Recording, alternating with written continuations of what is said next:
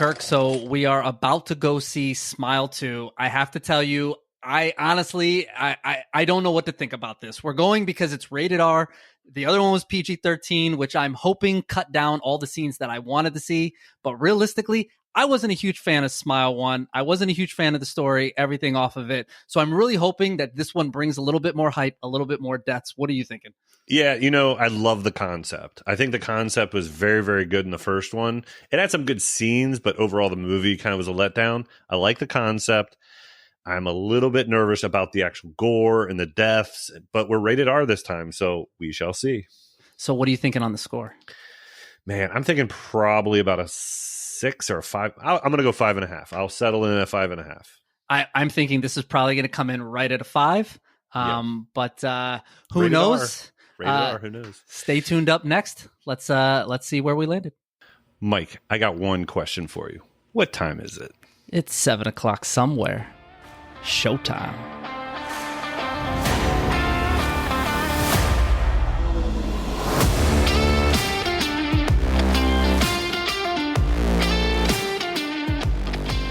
Welcome, everybody, to episode 3 of Movies at 7, the weekly podcast where we dissect, rate, and review one film. And this week's spooky season continues as it is still October. It took us back to the theater. And this week, Kirk, I think it's sponsored by Voss Water. If you will. For sure. Or New Balance. I forgot it. But the movie we went to see, you already clicked on the podcast. You already know Smile 2, which Kirk... The 2022 sensation, Smile 1, got a sequel. Well, I thought you were going to say Smile 2 is from 2022. I'm like, no, it's 20. It just came out this weekend. I can say out loud, you just, from our reactions here, I don't think either one of us were overly optimistic going into this. So, we're always apprehensive when it comes to PG-13 horror. And then when in the sequel, they kick up the R, we're like, all right, we'll go watch it. But we're still apprehensive from the first. Yes. So stay tuned here shortly to see, was it well-deserved, the apprehension, or did the movie pleasantly surprise us? Who knows? We're going to find out soon. As always, I'm your host, Mike, and joining me, the other host of the show, Kirk. So, welcome, I guess. I'm smiling. That was a good intro. Yeah, I'm sure you are.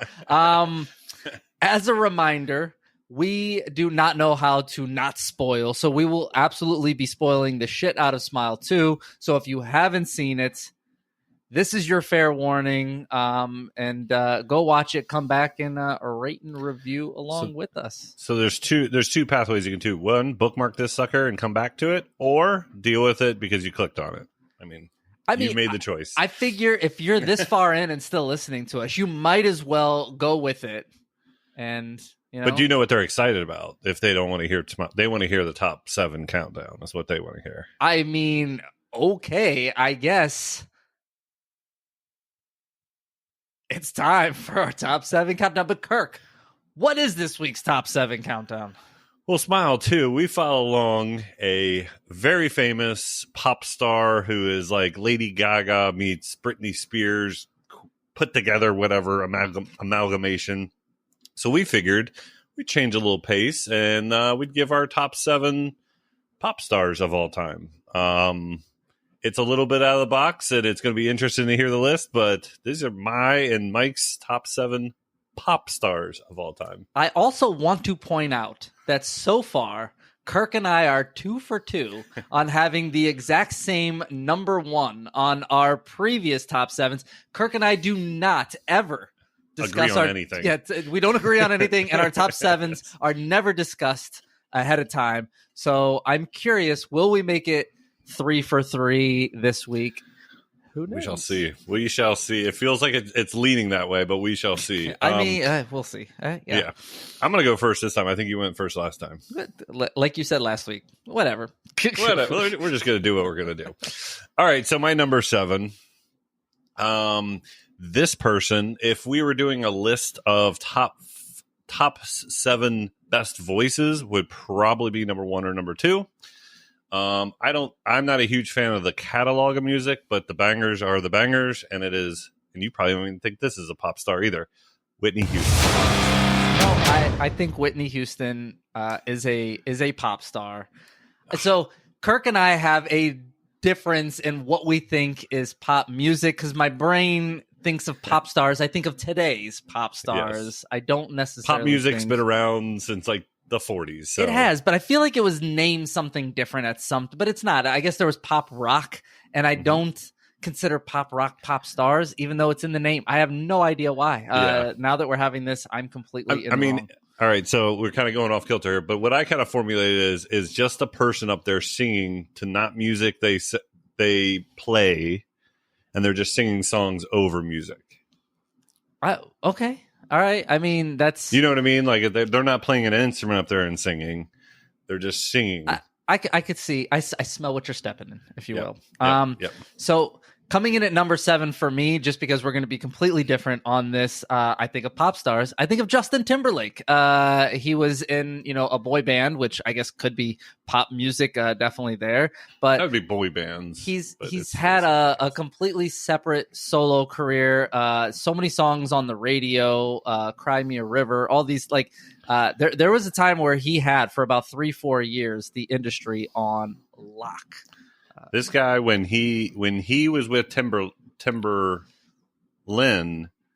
yes, he was on fire. Yeah, the two of them together were amazing. Ever since they broke up or stopped working together, quality has gone down. Quality control has gone down. It's drove JT to the bars, where he technically drove to the bar. Yes, and drove. Well, home. He drove from the bars. This is where he got in trouble. That's a little bit more. But that is number 7, and I'll wrap it around here. Coming in at number 6, one of my favorite pop stars of all time, obviously. Pink. Top 7. Yes, Pink. She has a monster catalog. I prefer... honestly, a little bit older Pink than newer Pink, but I love all of Pink's stuff. She's got a lot of different bangers in the bag, and I'm just a fan of her in general. I think he's got a crush. I mean, I definitely did. He said did because he's married now. Well, no, I mean, listen, you still have celebrity crushes. My wife has celebrity crushes, but Pink is no longer one of the celebrity crushes. But back when she had the pink hair and the misunderstood phase, yes, there was a little, I was at a concert. I think she winked at me. It happened. You connected. We did. All right, so let's not get bored here. Number 6, my number 6, when he worked with Timberland, he was great, blah, blah, blah. Justin Timberlake. I did not think that was one that we were going to Yeah. So I feel like I said what I said. And so I'll keep going. My number 5, I liked her with the pink hair, so it was pink. This is not true. I swear. I have it. Whitney Houston, Justin Timberlake, and Pink. You just have them shifted one for me, so I feel like a lot of the excitement over my 6 and 5 was kind of stolen. Okay, do you want to know, because it's coming back to me, do you want to know who my number 5 is? Whitney Houston? It's Whitney Houston. Oh, jeez. All right. I think we'll have 4 matched up now. I think it's going to get different from here. I think we're looking pretty good with each other at this of what we think, though. Yeah, Whitney Houston comes at number 5. I mean, this come on. doesn't happen. This doesn't, like, me and Mike agree on nothing when it comes to pop entertainment, period. Well, we're 3 for 3 so far, just in the wrong order. Slightly different order. Whitney Houston, one of the greatest voices ever, period. I mean, hands down. And like you said, banger after banger. Sad story, after the Bobby Brown. Yes. Another rap, pop, R&B star. But the only reason Whitney Houston went 7 and not 5 like you have it is the catalog of music, I think, is a little bit better with Pink and Justin Timberlake. I think she's a better singer. But Pink, I think you can make the argument. I think Justin Timberlake, he's amazing, but I think Whitney Houston had more bangers than Justin Timberlake, in my opinion. I mean, for the era, I guess. Yeah, sure. And the Star Spangled Banner, by the way. Very good. So I think I do number 4, right? Yeah, right back around to you. And we talked about her a couple weeks ago as Harley Quinn, but Lady Gaga is coming in at number 4 for me. I mean, she's just fantastic across the board, and I mean, not only bangers, but she's kind of expanded this into, movies, acting like she's the whole kit and caboodle, if you will. Yeah. Oh, it's me now. Okay, yeah. You get this. That's how it works. All right, so my number 4 is Lady Gaga. No, I'm just playing. I'm just joking. That is not my number 4. So my number 4 would be another person that would be right up there with Whitney Houston for greatest voice. She doesn't come out with albums often, but when she does, there's usually 2 or 3 songs that are top 50 type songs for me. I think they're amazing. I don't like her whole catalog, but the songs that she does have, I think are excellent. It's Adele. I think Adele has got an amazing voice. When she did the James Bond, it was fire. I couldn't get enough of it. So. Listen, I like Adele. Skyfall. And what I like about Adele is her music content is different. You know what I mean? I don't know. Yeah. Maybe it just feels like there's more emotion in it, but there's a lot of emotion. Have you ever heard her talk? Just having a conversation. Yes. It is harsh. It is English. It is rough to listen to. And then she starts singing, and you don't believe your eyes. It's so different. And I believe she's now married to Rich Paul, who is the Sean Paul's son. It's Clutch Sports, which is like LeBron's agent and best friend. And I mean, Rich Paul's got like literally the sports game, mainly the NBA, on lock. I mean, that dude's a rich dude. Sounds like she is too. Yeah, they're a power couple. We'll just put it like that. Yep. But what do you have coming in at number 3? My number 3 is, I mean, when I was in middle school, I got into this guy. I mean, he was in the 80s and 70s, but Elton John, I mean, talking about catalog of music, movies. I mean, Elton John. Is there a debate if it's a pop star or not? I think it's a 70s and 80s pop star. It's excellent. He's excellent. I agree. But according to what you said a pop star is, it's somebody that doesn't play their music, and he definitely plays his music. So I don't know if that negates it. I didn't have him. First off, I think Elton's incredible. And if I viewed him as a pop star, he would be top 2, top 3 easy. It's just I don't view him, but I do view him as pop rock. So or crocodile rock for that matter. He doesn't write any of his own music, or he doesn't write any. No, he doesn't. Him and Bernie Taupin write their songs. Bernie writes the words. He writes the music. Sorry, okay. That's what I was trying to say, and I was doing a poor job at it. You're number 2. My number 3. So you're number 3.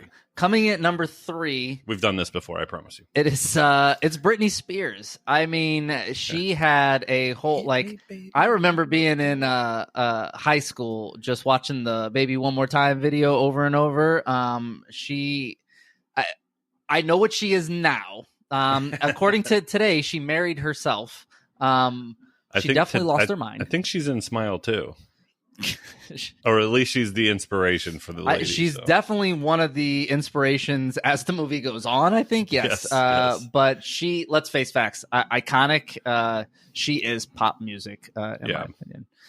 And I liked Hit Me Baby One More Time, end of sentence. I didn't really get into her catalog past that. So she had a bunch of hits for a while, and then she had tons of hits. Her and whatever that other girl that was from the Disney show that she was. Well, you got Demi Lovato, Miley Cyrus. I mean, you got all these. But what I will say about Britney and why she's up here, Miley and Cyrus, when I get to number 2, it'll be even going one step further back. Yeah. But Britney Spears influenced a lot of what you see today, girls, and I think that kind of knocks her up. But my number 2, it knocks her up. That was Kevin Federline, but. My number 2 influenced Britney Spears, and that's Madonna. Madonna is incredible. When I think of pop music, I think of Madonna. I think, once again, talk about a catalog. I don't know if Madonna's ever put out something that there was an album that I couldn't find 1 or 2 songs that I just love. And she had it on lock for a really long time. So coming in number 2 for me, Madonna. Yeah. So Madonna, there's no arguing with number 2 spot with Madonna. That's just a matter of taste in the person that will put her in your top 7 or not. I did not put her in my top 7. She's not my number 2 or 1, but I 100% think her influence on the entire pop world is. These aren't our considerations for best, like worldly. This is just our favorites. So it's kind of how we do these top 7 countdowns. So bear with me. I know Madonna should be around here. So But that being said, I'm not a big fan. I got like I probably have more songs than one or two, but I've got a few songs of her a lot. But for the most part, her as a person, her as I'm not a big fan. But my number two is the man, the myth, Prince. Isn't he just a symbol? I don't know. Is he Prince again? He's back to Prince. Or was he dead. Prince? I don't know. Yeah, I don't know what he is now, but he's Prince. I felt like was more than the music. He also played his own music. No, he didn't. He played guitar. Didn't. Prince played every instrument there is and could, but never did usually. Okay. Listen, I'm learning. This is like a lesson for me in music. Yes. So somebody went up to Eric Clapton and said, "Hey, how does it feel to be the greatest guitar player ever?" And he says, "I don't know. You got to ask Prince." Like, he is unbelievable. But he, like Purple Rain, he was not the studio guitarist that played that song. Purple Rain is my favorite Prince song. I'm free to admit I'm not a huge Prince fan. I respect Prince. I think he's great, but Purple Rain would be in a top probably 20 song list for me of all time. He's got just so many songs. When Doves Cry. I mean, he's got so many songs dependent on my mood. It's fire. I can't get around it. All right, so we're diving into number one. I think we should just let you announce this one since I took last week. If it's not Michael Jackson, I mean, is there really a category that exists, right? Jam. So first off, Jam is the song you go to with Michael Jackson. I mean, Dangerous is probably my favorite album. I mean, Dangerous is a great album, but Jam is an all right song. I remember being a kid watching do you remember when back in the day they would have like Sunday evening shows about releasing a video for Michael Jackson? Oh yeah, yeah. And then I remember the whole black and white lead up that they had was incredible. And I remember the first one I really was like aware what was going on was for the Jam video, and Michael Jordan was going to be on it. And that's one of the songs that album, Dangerous is my favorite album. I know that's not a popular opinion because the other albums are ridiculously good, but it's more about my age when it came out than anything else. But how many songs do you think he would have in your top 50? I mean, it's incredible. My favorite, I mean, just because we're saying it, my favorite Michael Jackson's probably Smooth Criminal. And I remember watching that video over and over and just amazed by the footwork and the leaning, which I know is not all, real, but like, it's incredible. Smooth Criminal was awesome. Thriller, I was afraid of Thriller growing up. The video, the music, it played on MTV all the time, and I was deathly afraid of that. Now I like horror. And we are now 3 for 3 on this does not happen. I will say, for what it's worth, these were kind of obvious. This top one, I mean, I wrote down MJ, and then I started looking at the list. I was like, there's absolutely nobody. I didn't want to put MJ up there because it felt too cliche. But I didn't know how I could take him off. But it didn't matter. Yeah, it didn't matter. No. King of Pop. Yeah. Yeah, and it's funny because the biggest pop star, maybe of all time, definitely in the world right now, Taylor Swift. It's not even like a consideration for me, but I don't listen to that. It's not like my my cup of tea too much. I think Taylor Swift, if we're going to talk about Taylor Swift right now, has found her niche, which are 15 to 50-year-old women, and just capitalize on that demographic better than any human has ever capitalized on a demographic ever. And Travis Kelce. And the Kansas City. You can't watch a Chiefs games nowadays. It's just so annoying. I couldn't tell you one song she sang, but if I'd hear them, I'd be like, oh yeah, Trouble. No, she actually has a lot of like good songs. I'm sure she does. I'm like you though. I could name maybe 3 songs of hers, but if you played a bunch, I'd be like, Trouble. Oh, that's her. Oh, I knew that. I will say, and she was just down here, I think last night. But what I will say is everybody that goes to one of her concerts says it's amazing. It's like a Bruno Mars, I went to Bruno Mars. I thought he was terrible. You did say that, yeah. Everybody I've ever heard on Bruno Mars is like, it's life changing. They had the audio of the music turned up to a 10, and his audio turned into a 5, and I just couldn't hear him. But right before he played, Aloe Black played. I don't know if you know Aloe Black. and he killed it. Aloe Black was better than Bruno Mars. I like Aloe Black. So yeah, he's very good.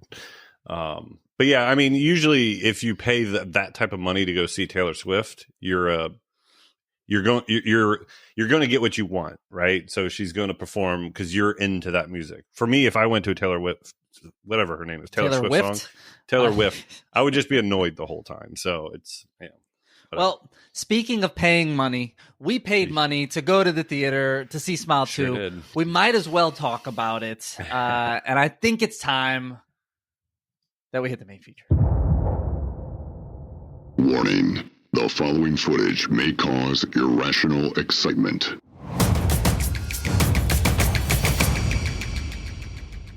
Welcome back. And as we just talked about, a spooky season continueth with Smile Part 2, as I get to continue to use that joke all month long.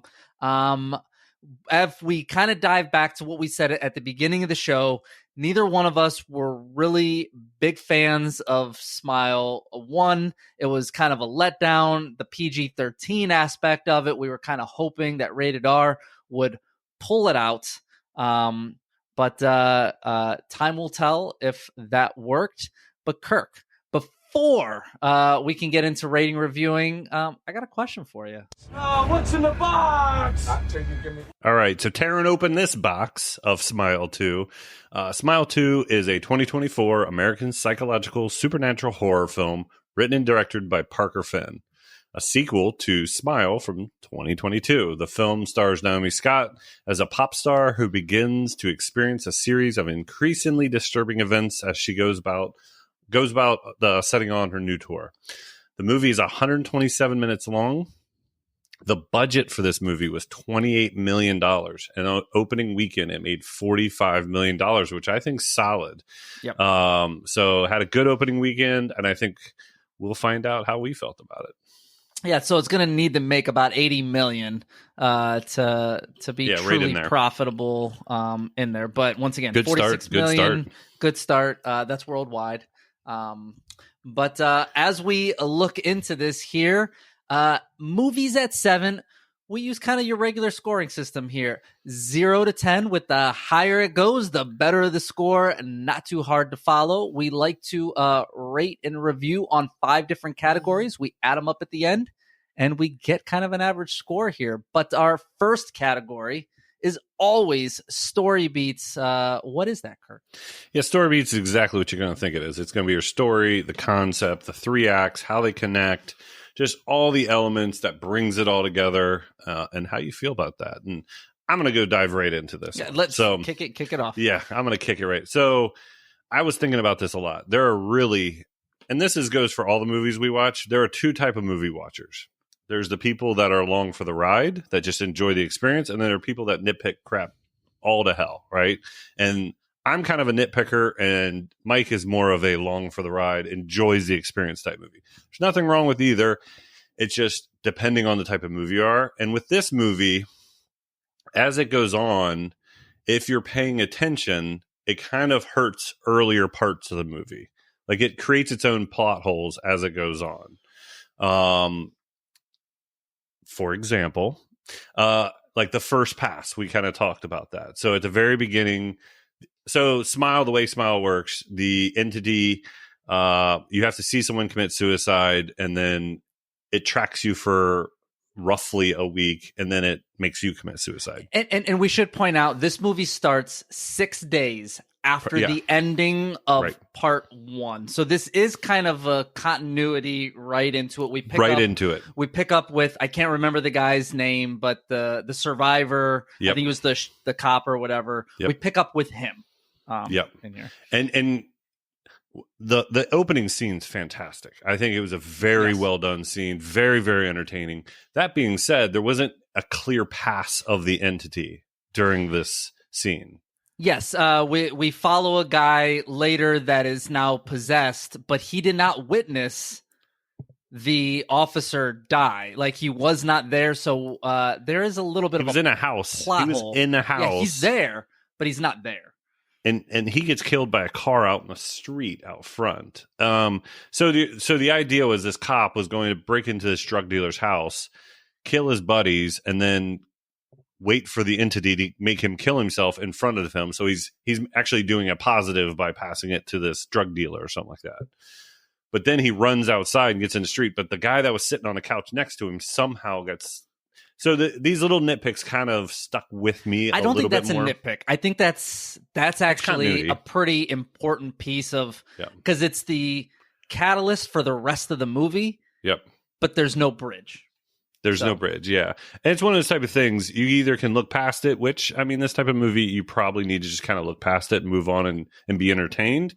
And for the most part, I was. It's just there was a lot of little things that kind of bugged me, 2020 hindsight, about the story feature of this movie. Not that you can't. So if you're the type of person that enjoys the experience, I think this was a pretty good, enjoyable, crazy experience of a story. And we do follow basically a pop star that's almost like think of Britney Spears after she went crazy and shaved her head. She's almost like she was a drug addict. She got in a really bad car accident, and now she's starting her comeback tour. And accident's a interesting word there. Well, she was in a really bad car accident. She pulled the steering wheel. She did. I didn't say it wasn't her fault, but she was in a bad car accident with Jack Nicholson's son. Yes. And he dies, and she lives, and she needs prescription drugs and all these things or painkillers because her back hurts because she's doing all these dance moves, which is how she links up with the guy that was at the drug dealer's house from the beginning. So at least that kind of makes sense. But and then obviously she sees that guy kill himself, and now she is the possessed one as she's starting to go out on tour. I will say the story is much better in this one by far, in my opinion, than the first one. But I didn't like the first one at all. So the first one is kind of more of a kiddie coaster, right? You go to Disney and ride one of their roller coasters. The second one is freaking all over the place. It is high wire craziness, especially towards the end. And I have seen like this one, you heard of 0 to 60. This is like 60 to 100. And I kind of agree that it does go. I think there's another part of this movie where you really don't know at a certain point what is real and what is not. And that is my point number 2 on nitpicks. Yes, I hate the idea of nothing is real. Yeah, it's a cop out. It's a cop out. I can't tell you that anything that happened in this movie actually happened. Well, correct. And when you get to the end, I don't mind it when you're in it because you're going, like you said, I'm around for the journey. But no, like I go, okay, I got to see how this plays out to understand what my true thoughts are. But by the end of this movie, you kind of like everything that you've been shown throughout this movie, it kind of like backtracks, and a lot of it, in fact, most of it, I don't know if it happened or it didn't happen. I'm still kind of unsure. And to me, that's like I said just a minute ago, it becomes a cop out where you can kind of do whatever you want because, it is what it is. This is a long movie, 2 hours, 7 minutes. So I have my notes here. I was like, we even talked about this leaving the theater. We could probably remove 40 minutes of this movie, and it definitely improves it. Yeah, there's just some extended scenes, extended screenshots, extended drinking of Voss water, which so this girl basically, she was taught from her therapist whenever she's about to relapse, drink water. Well, Voss paid a lot. This girl chugs, and this is another part of the movie that we could have cut out. She chugs probably a 50 Voss. I mean, we're talking.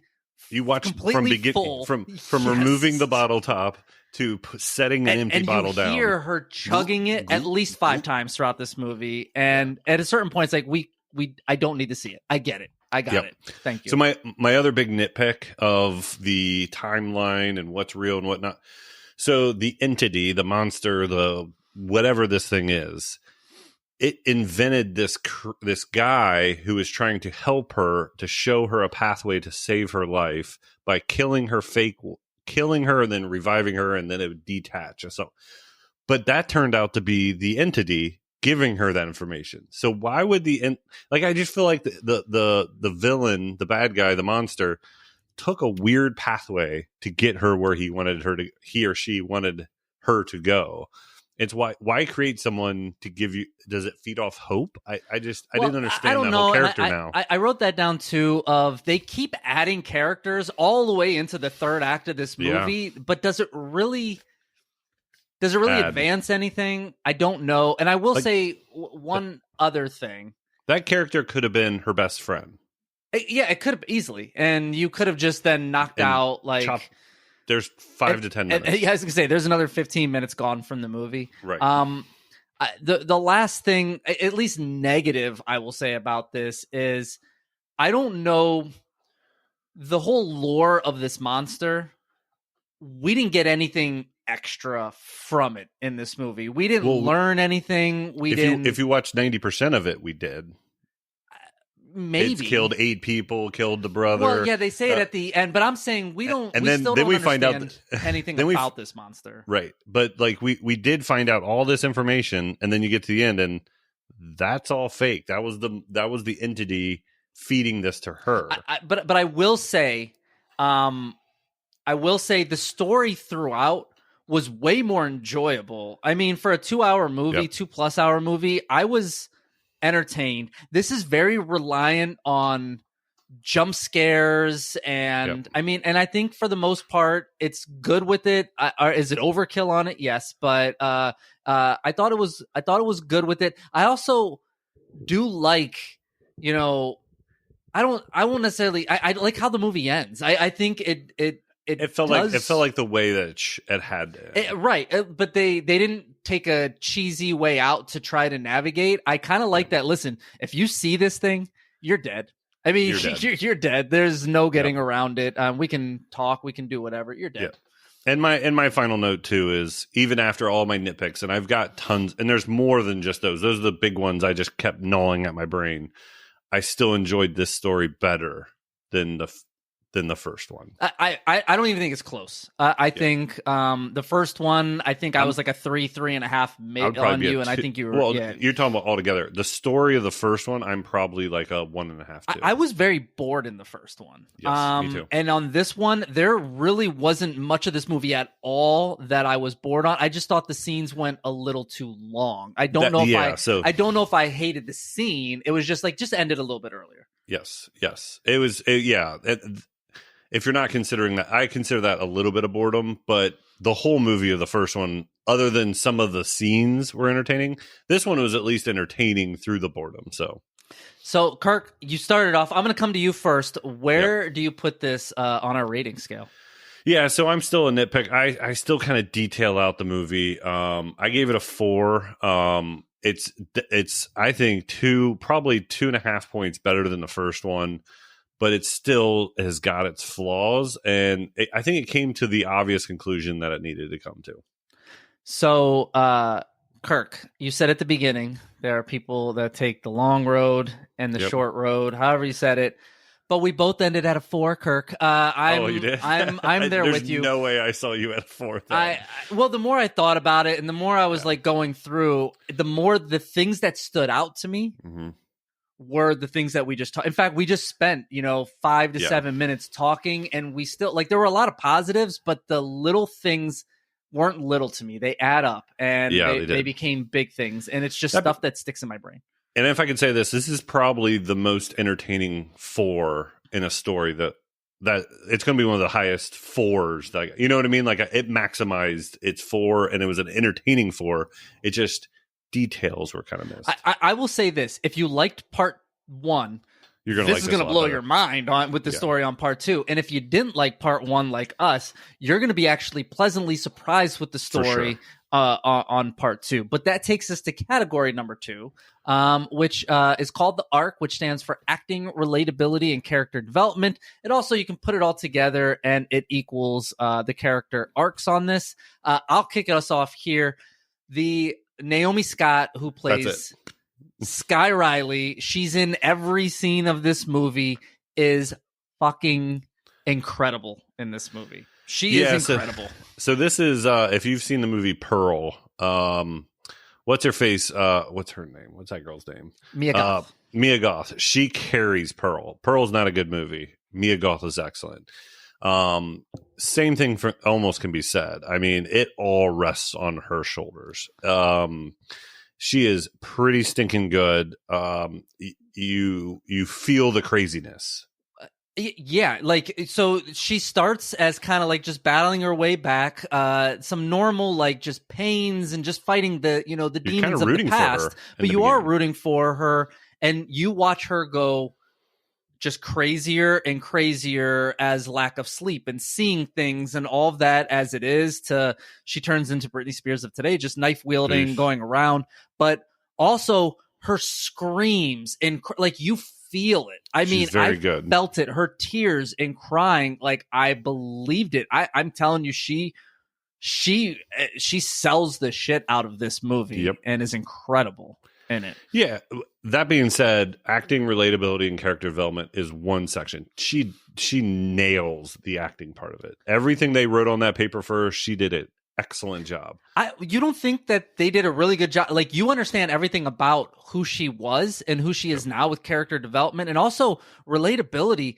I'm feeling for her going, like, now listen, does she make some outlandish decisions as it goes on? But I mean, maybe everybody would if you're going crazy. Do you remember, I think this was probably 6 months to a year ago. This is a long time ago when we started talking. We ran into a streak of movies where we hated the main characters. Yes. Like they were bad people. She is a bad person. So at the very beginning, you're kind of rooting for her. Then you get her back history, and then you learn more about her. She's a terrible person. First, she murdered her boyfriend. When you're on a hill cliff and you yank the steering wheel off and try to kill each other, you murdered your boyfriend. She's awful to her mother. She's awful to her best friend. She's a druggie. She just treats everybody around her terribly. So overall, this is a terrible person.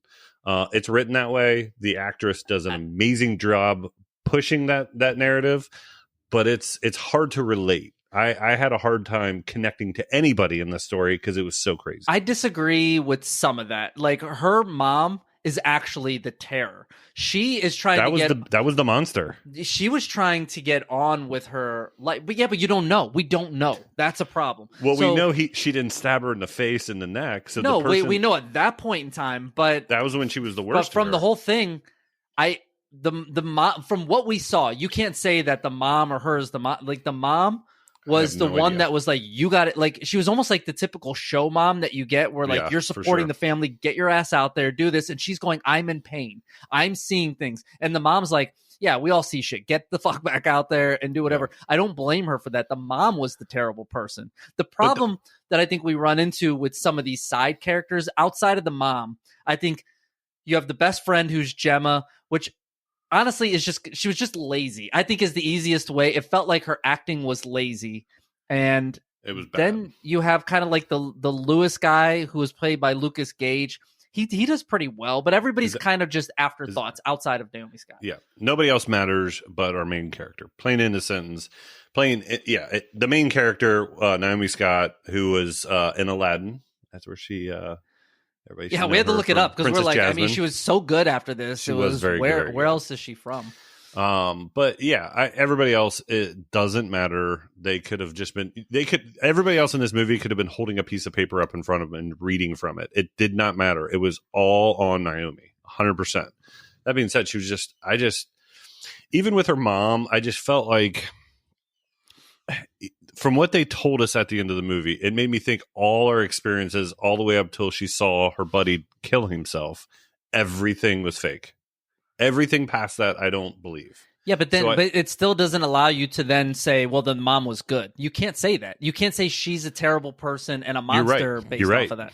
But I know how she treated everybody. She was cussing out the little sidekick guy, and he was like the most but that doesn't happen. Person. That doesn't happen until 2 hour or hour and a half into the movie when she's gone crazy. She doesn't do that at the beginning. At the beginning, she's like lovey dovey to everybody because the monster hadn't got her.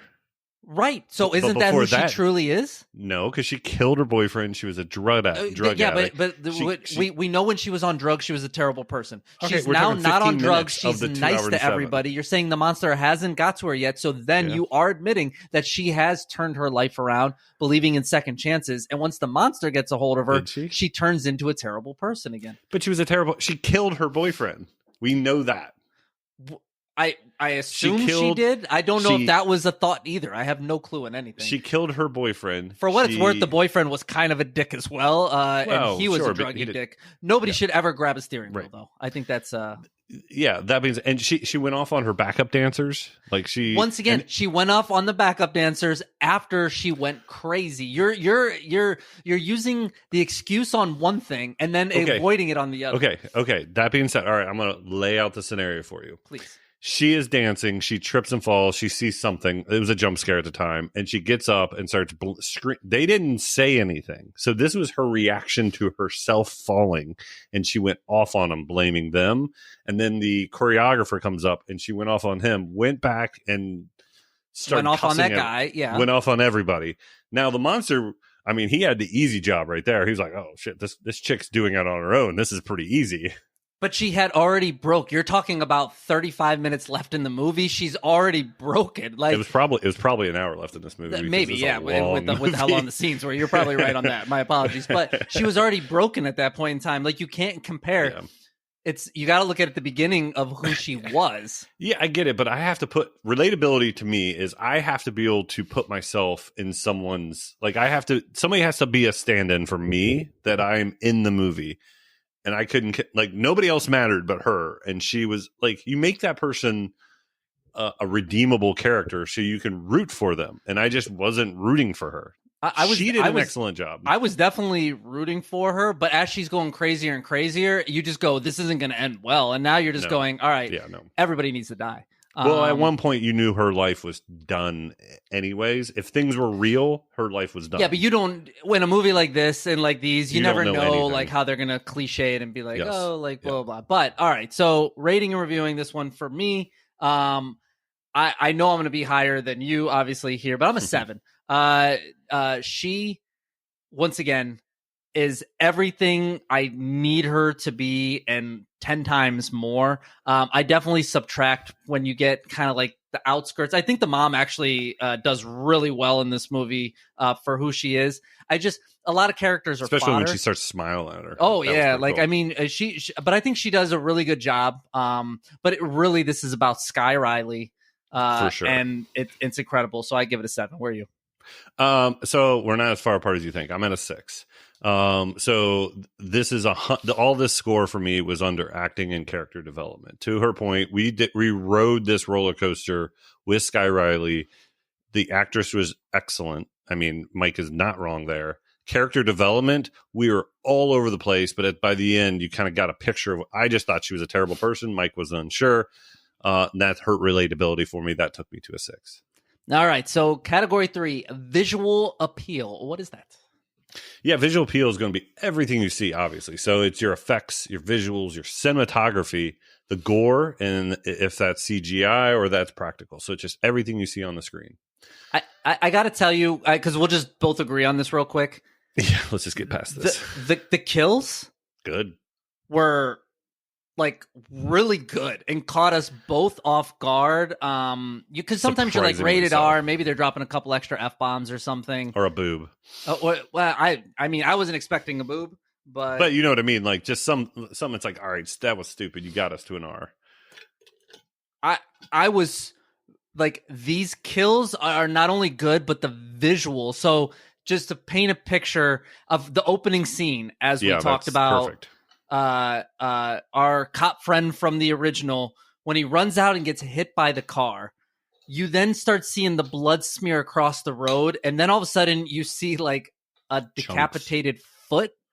But it's more than just a foot. You get like all the little like squishy parts strewn across the ground. It looks great, and as they're showing it, it turns like the blood smear is like the smile. A smile, yeah. But then you see the rest of like guts and body throughout the road. It just looks great. And then the rest of his body's hanging out of the back of that car. Like he got fully ramped over, and his head's kind of off. it's very grotesque. And I was surprised. And when, you know what I mean, you go into a Terrifier 3, you're like, all right, what you got for me, Damien? This movie, we weren't expecting any gore at all. I mean, it was rated R, so we knew it was going to be a tick up.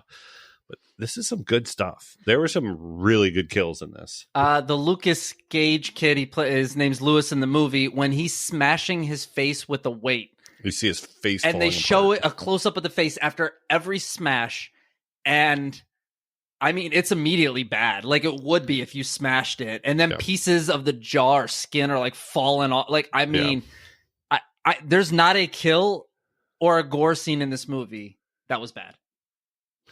Yeah, I concur. The one that I thought was one tick down was the very end when she rips open. So the monster at the very end is staring at her, and it's her, right? So you're like looking at yourself. That's how it happened in the first one. Anyway, she's got a scar down the middle of her belly from her accident a year prior, and the monster is showing her tearing open her own stomach. Mm-hmm. That's a little CGI. I would say it's not terrible. I'm just saying it's a tick down from all the other gore throughout the rest of the movie. Well, I would definitely say there's a couple scenes of CGI, especially there's a scene kind of like at the end of this one, just like there is at the end of the first one, where they show the full monster. They show you full, yep. And I think it's more of the background they use. It's at a concert, and it just makes it look like it's on a green screen. And it looks a little hokey. Kind of look like a puppet, like it's being held up by strings. It's this elongated monster type thing, which was interesting. So, all right, getting past the gore, what did you think of the visuals, cinematography? Because we're both on board for the gore. I think the cinematography, I think they do some really cool cinematography with this movie. The way they shoot scenes, there's a lot of going upside down and showcasing just it to make you feel uncomfortable. Yeah, it just makes you off kilter and feel a little weird. And also, they do a lot of like zoom in close ups of faces that I think works really well. Maybe a little overkill at times, but I was going to say, if you're not a fan of close up and a little bit of snot hanging out of an actor or actress's face, you won't like this movie. Or a lot of bit of snot. Like this movie is a lot of zoomed in on our main character's face, and you're seeing the terror in her eyes. You're seeing her going crazy. You're seeing her being a psychopath, and she's always got a little snot coming out or something, drool. But take the scene with her and her boyfriend where she crashes them. They're doing like a close up of the boyfriend's face, and then a close up of her face, and going back and forth in the car. And I just think it works. That one really worked well. Some of them worked more than others. Yeah, but I just appreciate that they chose different, unique camera angles at times to take you out of it. But it actually made you feel a little bit more like you were in there with them. In my personal opinion, so I liked it. Yeah, 100%. So I complained about on the arc that I had no character to attach to. And in certain occasions, they were able to get me through the cinematography that I felt like I could have been in the back seat with these two, like looking back. It felt like I was there. And I didn't have to connect to any character. I was the camera, which was very, very good. Now, here's where I have my note about Voss water and New Balance commercials. So there's a lot of Voss. She has a refrigerator full of that stuff. Every shoe she wears is New Balance, and they turn her shoes often with the big N logo directly at the screen. Yeah, this is not subliminal marketing. No. This is like This is that Wayne's World skit where he's got the Pizza Hut and the Reeboks and all. Brought to you by it's I would never sell out to a brand. I like Pizza Hut, Pepsi. It was just kind of funny. It doesn't hurt the movie. They actually write in the Voss pretty good. Like there's a reason to it. And they say, hey, my psychologist, and Mike already said it, my psychologist told me to do this. The New Balance, it's just one of those things I kept noticing, and I bet most people don't. Yeah, I also think for a couple scenes, so like one specific scene where actually, I'd say there's two, but one comes out to me of where there's the group of people in the house where every time she looks, they get closer and they have this look on their face. It's visually impressive. as it's like coming, and I mean, you know what's going to happen and this and that, but it's a trailer scene. But it's still, I think it Yeah. works, and it's pretty cool. So I saw it in the trailer, and I immediately thought that's going to be stupid because I thought it was going to be all her backup dancers, and it was just going to be silly.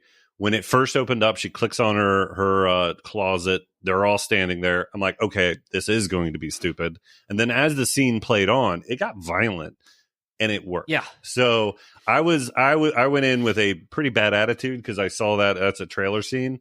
And I was like, that's not going to work. That's going to be stupid. Yeah, it continues to get more sinister. And I think a lot of us... it gets aggressive. At least you and I were probably still in PG-13 mode versus understanding this is rated R, so it could push the boundaries a little bit. 100%. The only last thing I'll say for visual appeal is there's a couple scenes where she's shooting like music videos or whatever, and they have like glowing red in the back, and like I just thought it looked super cool. And this is a better musical than Joker. Yeah, you and I said that walking out of this is because the music, it's pop music, but the songs aren't bad, and you're not Lady overhearing Gaga. them. It feels like Lady Gaga music. It does. I enjoyed it, but I think the visuals of her shooting the video and the reds or whatever, I was I don't know, mystified by how much I was like just staring at this. Like, I wouldn't be if you told me that Parker Finn, who wrote and directed this, had a background in music videos. I'd probably buy it. Yeah. I haven't looked it up, but I would buy it. Does a good job. All right, so Kirk, this comes back to you on visual appeal. Where do you look? Yeah, the cinematography from the upside down camera, everything looked beautiful. The putting you in the face of everybody was very disturbing at times. The gore was surprisingly good. I'm up at a 7 on this one. Yeah, there's nothing else I can say. I'm exactly with you. I'm at a 7. I think it's I think this is one of the places where the movie really shines. For sure. In here.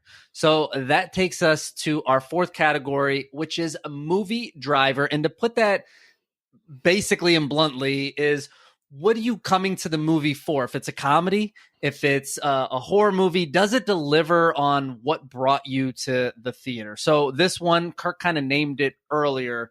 You said supernatural. Psychological, supernatural, horror. So those are the three we're working. I'm going to throw a fourth one in there because I do think thriller does work on this. And MJ was our top person. I mean, why not just a little thriller in there? I think with this, psychological, I think it definitely hits on, right? Because this whole movie is going back and forth. Now, what I will say with the psychological is I get back to psychological works when at the end of the movie they don't say, well, we don't know what's real and what's not. Like when you still walk away from it not sure, I think that hurts just a little bit. I don't know where you stand on that, but yeah. So the nitpick brain of mine is like, well, you kind of cheapen the psychological, but if you're riding along with the movie, it's making you guess what is going on, what is real. She's losing her mind. All those things are driven home very, very well. The supernatural, obvious, like it's an entity. It does exist like in this world, no matter what. It's there. And she's like, she just killed her mom, or her mom just killed herself, and then she runs out of the room and she looks down and she's covered in blood and she's got the knife in her hand. I mean, it's one of those type of things you're always guessing what's real, what the supernatural entity's doing, the psychological.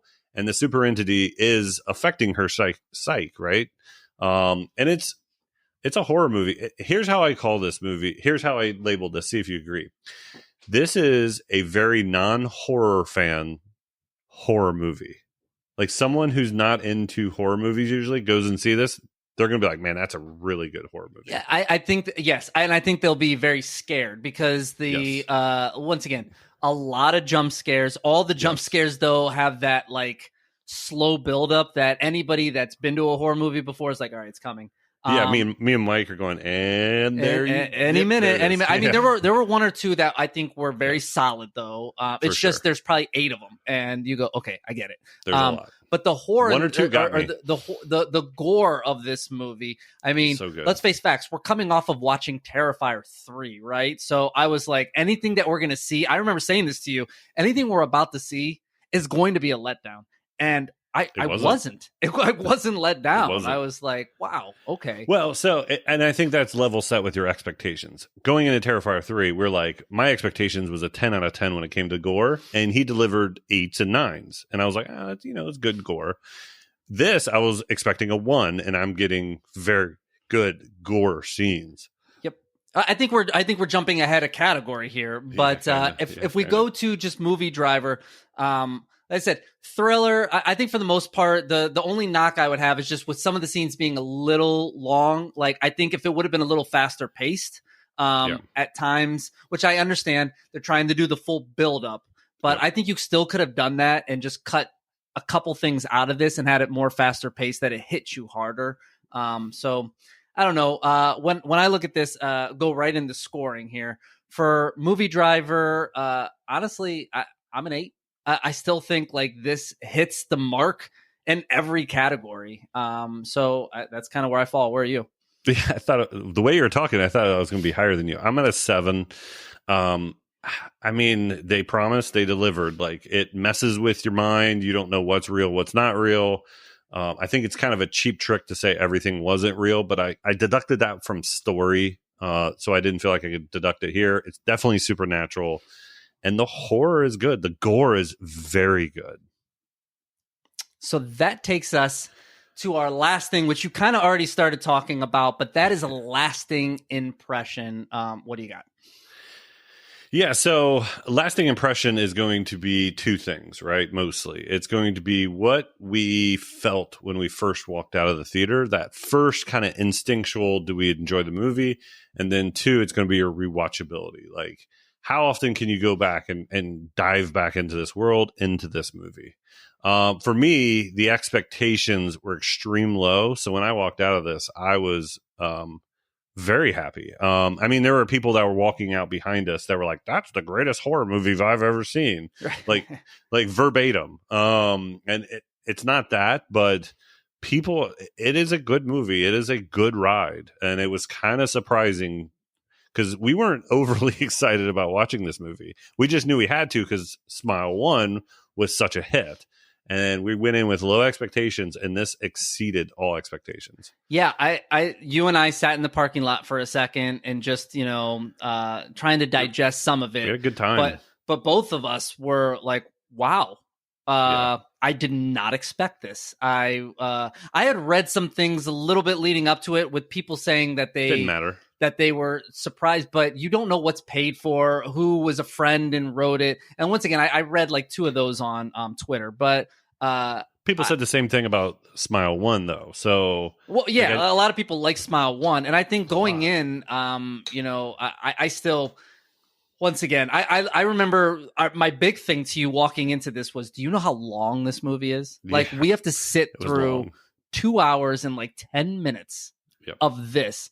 And by the end, it was like, wow, what a good movie. There was some drag to some of the scenes, but they would instantly then you'd be like, oh, this is getting then it would shift in the 5th gear and get up to 60 again. Like it would bring you down for a little bit, but get going right back. But when they brought it down, they were setting you up for a jump scare, so you knew it was going to happen if you've been to these type of movies. I would say 2 things here. One, I do feel that our low expectations led to us walking out of this, so I got to take that into if you're a Smile 1 fan, your lasting impression might not be as high. It might not be as high, but I think if you're a Smile 1 fan, you're going to love Smile 2. I think if you hated Smile 1 and you were like, I'm not going to go see Smile 2, I would urge you, go see Smile 2. It's actually worth it. Now, maybe you don't want to go to the theater for it. Wait for it on streaming. I don't know if this works on streaming. I was thinking about that the other day. I feel like this is a theater experience movie. I think it's better in the theater. I 100% agree with you. But I think if you're in a all lights off, dark room watching this, and you got a nice size TV, yeah. I think it definitely works. The other part you said though, rewatchability. This is a movie that I'm going to recommend to people. I don't think I need to see this ever again. Yeah, going rewind to story beats. What did I say? There's 2 type of movie watchers: the nitpickers and the along for the ride. there are way too many nitpicks and plot holes. It kind of hurts even those are for people like you, the along for the ride, the experienced type people. There's just the end of the movie says everything basically you've just seen is not real. So it's hard to go back and rewatch that movie because you're just kind of like, okay, I kind of know what's going to happen. So, Kirk, for the last category to put a stamp on your score here, what are you bringing here? Yeah, I'm a 6. I was pleasantly surprised leaving out of this movie. I think we both had big smiles on our face. It's not very rewatchable. Yeah, no pun intended. I might have been all pun intended, actually. Yeah, all pun intended. Yeah, so it's not very rewatchable, but I had a really good time watching this movie. Yeah, so I'm exactly with you. I'm a 6 here, and I wanted to actually be higher when I think of what my impression was. But like I said, me too. I can't look at like last week and say I was so excited for Terrifier and then say and give it a score and then come to this one and go, but I wasn't, so this should get a higher or be right up there. I got to take that into rewatchability really hurts us. Now, I will say if A Smile 3 comes out, we're watching it. I'm going to be more amped to go see it, and go, okay, was 1 the fluke or was 2 the fluke? And, I do think they've kind of wrote themselves into a corner with having a third one, though. They've infected 20,000 people.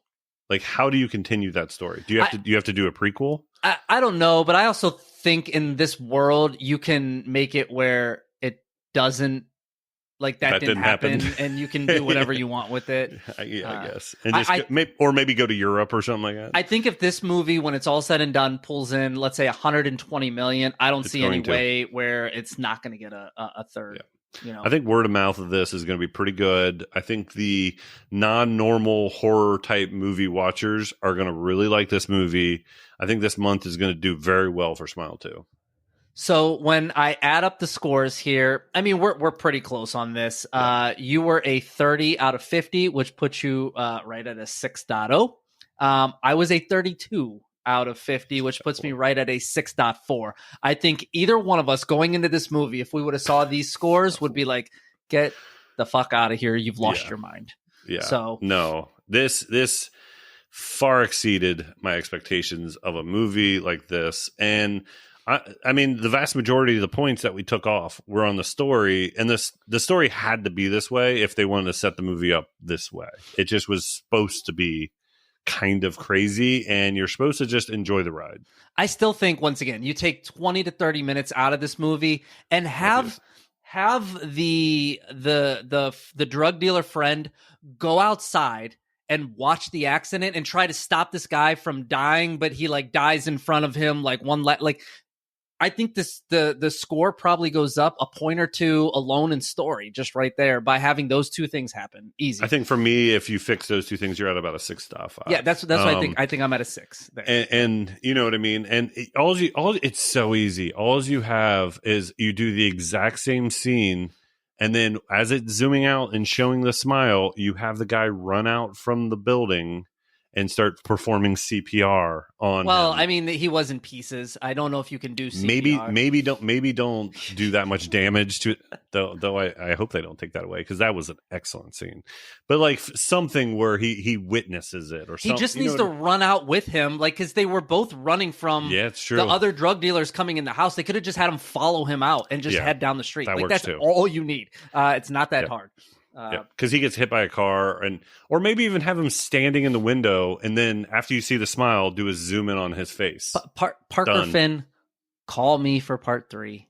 Yeah, I'll chime in. But yes, that is this week's episode of Movies at 7.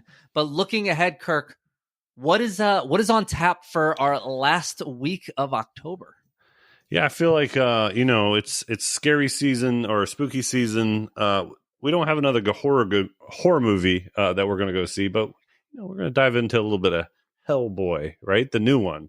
I mean, going to hell can be scary. I think it's very scary. Hellboy, the new Hellboy. I think it's called The Crooked Man. That is the movie. This one is on streaming, so we are not going to the theater, but that is what we will be diving into. And there's a new guy. It's not Ron Perlman anymore playing Hellboy. So he hasn't been the last two. Well, that shows you what I know. So I must have missed one. It was the dude from Stranger Things prior to this. What was the cop guy's name that's in Stranger Things? Dave Harbour is his last name. I think it's David Harbour, but whatever his name is. Yeah, but he's not. I don't think he's the Hellboy in this one. No, he's not. No, this is somebody completely different. Yep. But that'll be next week. And once again, you don't have to go to the theater to see this movie next week. As always, we appreciate you tuning in. You can follow us on all the different social media platforms by just searching Movies at 7. And if you got Apple Podcasts, please go in there, give us a 5-star rating, leave a nice little review. Goes a long way. But until next time, we'll see you at the movies.